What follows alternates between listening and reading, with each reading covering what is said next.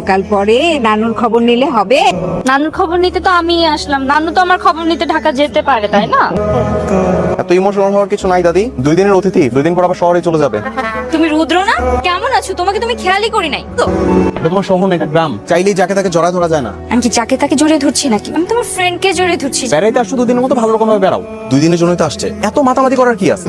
এখনো মন খারাপ করে বসে আছি? তো মন খারাপ করবো না? আমাকে কিভাবে অপমানটা করলো? ছোটবেলায় ওর সাথে আমি কত মজা করছি। সবাই ফ্লোরে বসে খাচ্ছেন, ঢাকাতে তো ডাইনিং এ ছাড়া খাওয়ার সুযোগই হয় না। তোমার গেস্টের জন্য ডাইনিং টেবিলের ব্যবস্থা করে দাও, এ কিন্তু আবার আমাদের মতো ফ্লোরে বসে খেতে পারবে না। না না না, আমার জন্য ডাইনিং টেবিল লাগবে না, আমি তো ফ্লোরে পাটি বিছিয়ে সবার সাথে খেতে চাই। কি সমস্যা তোমার?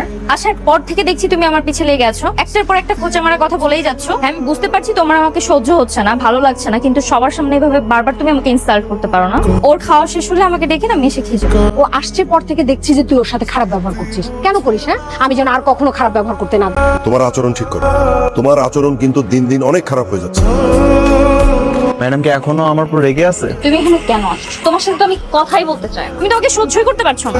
কে বলছে যে আমি তোমাকে সহ্য করতে পারতেছি না? তোমার ব্যবহার। খালি হাতে পায়ে লম্বা হইছো, এখন পর্যন্ত যে দাঁড়া রাখছি ছোটবেলার মতো করে আছে।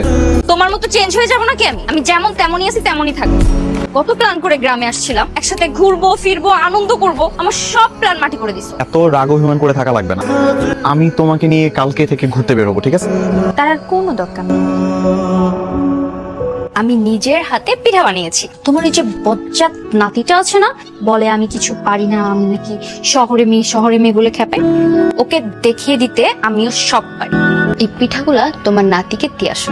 এই নে পিঠা খা। মায়ের এত তাড়াতাড়ি পিঠা বানানো হয়ে গেল? এই পিঠা নবনী বানিয়েছে। ও নিজ হাতে আমার জন্য পিঠা বানাবে, বিষয়টাতে খটকা লাগতেছে। মুখে দাও না একবার চান্দু, মুখে দাও, তাড়াতাড়ি দাও। তোমার চিল্লানি দেখার জন্য আমার আর ধৈর্য কুলাচ্ছে না। আমি ভাবতেছি কি যে এত কষ্ট করে আমার জন্য পিঠাটা বানাইছে, তাকে একসাথে নিয়ে পিঠাটা খাই। এই কই যাচ্ছ? দেখছো আমি যা সন্দেহ করছিলাম তাই।